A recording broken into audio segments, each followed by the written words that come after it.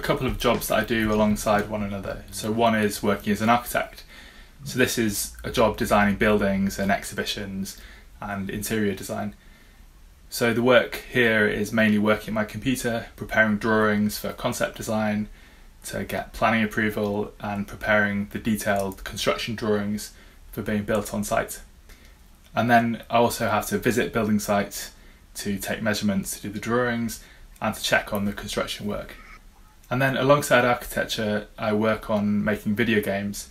So I run a small two-person studio called Small Island Games, and I work as an illustrator and art director on video game projects.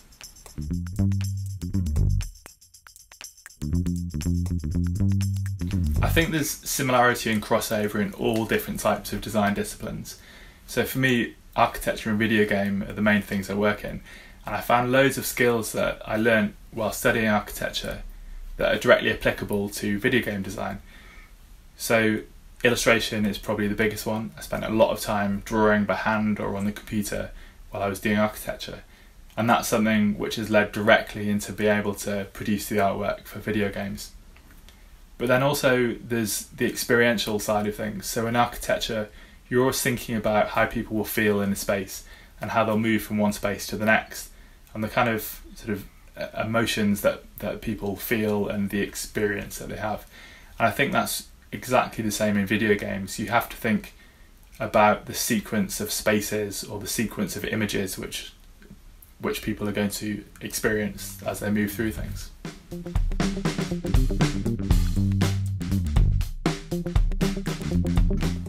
I was always a really meticulous drawer, so I did used to spend time filling up sketchbooks and doing really detailed drawings with fine liners. So I think that that was definitely a sign that some kind of quite detailed illustration or drawing career would be something that I probably should do. I think I was 15 or 16 and doing my GCSEs when I filled out one of those career surveys in school, and I never even considered architecture. I didn't even know what an architect was at that point. But after putting in the things I was interested in and the subjects I was doing, it was one of the suggestions that came up, and I really just took it from there.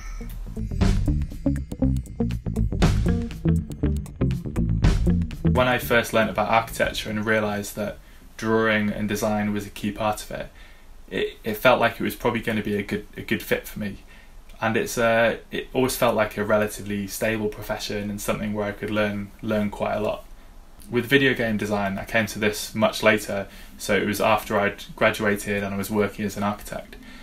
And the first chance to work on a game was really my first introduction to video game work at all, and it just opened up a whole new world of design to me, and the kind of projects where you could really get stuck into the details and be involved in quite a lot of the creative elements for it. So that sort of first week working on this game and deciding what we were going to make and working through all the details of it really sort of stuck me into the profession and that way of working.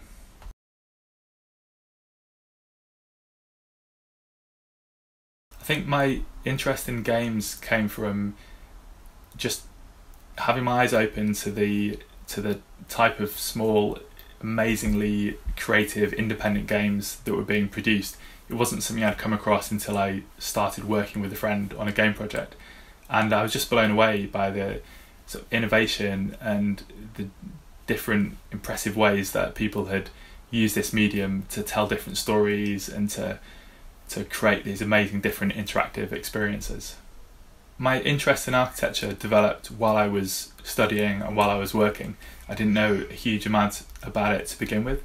So it was, I think, as we started learning about architecture from all around the world and doing site visits and really deconstructing how architecture is designed and made, that really grew my interest in architecture.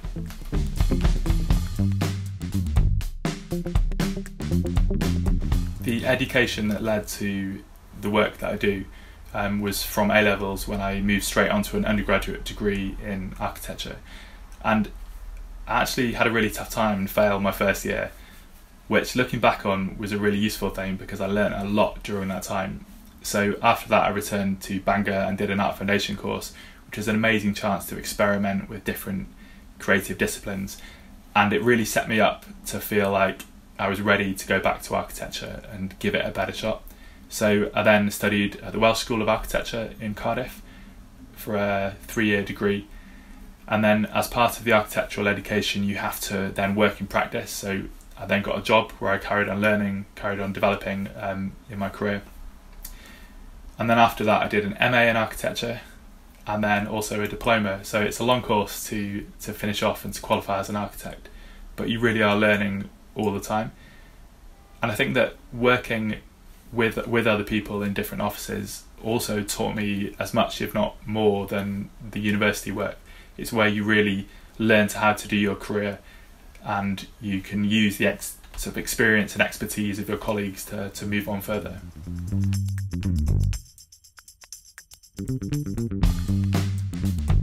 The teachers and the tutors I had all the way from art class in school, and then my Art Foundation course at Coleg Menai in Bangor, and then my tutors in architecture, they were really the biggest inspiration on my journey. They were always really good at like challenging me and getting me to try different things and experiment with new techniques and ideas, and I think that's just a really important thing to do while you're sort of on your journey to the career that you're going to have.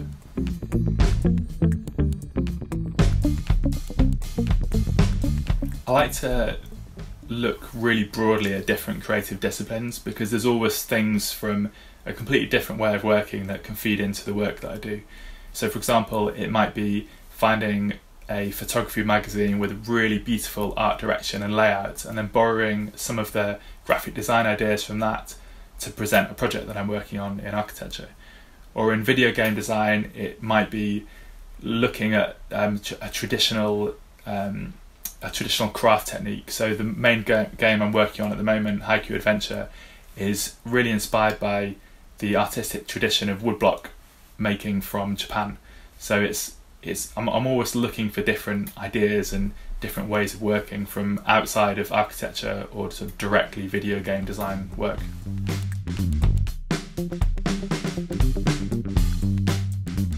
My first architecture job was straight out of university, and it was definitely a steep learning curve. I was really thrown in at the deep end, but being given that responsibility early on, I think is sort of the quickest way to develop as an architect. And then in that first job I was working alongside all of these like really talented people who were slightly further ahead of me in my career, and that chance to be part of a team and to learn from everyone was just such a great experience. And I think perhaps I even learned more in that than studying. The first time we ever shared a video game project with the public was at Resd in the Left Field collection, where they create a really interesting collection of games there. So it was a bit daunting to be alongside all of these games which I'd heard about and look fantastic, but to have a chance for people to play our game for the first time and to get that level of feedback was just a really great experience.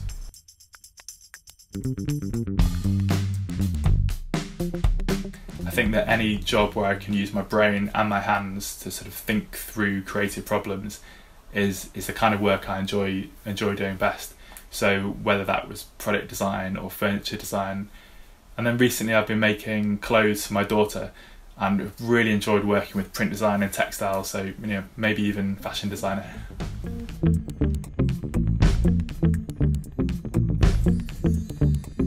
I'm just a bit of a design geek really. I just love designing and making things and learning new techniques. So a lot of my interests outside of architecture and video games are directly related in some way. And I think that having those kind of interests which can diversify the skills that you've got and teach you new techniques are really useful ways of bringing new ideas into the projects that you work on.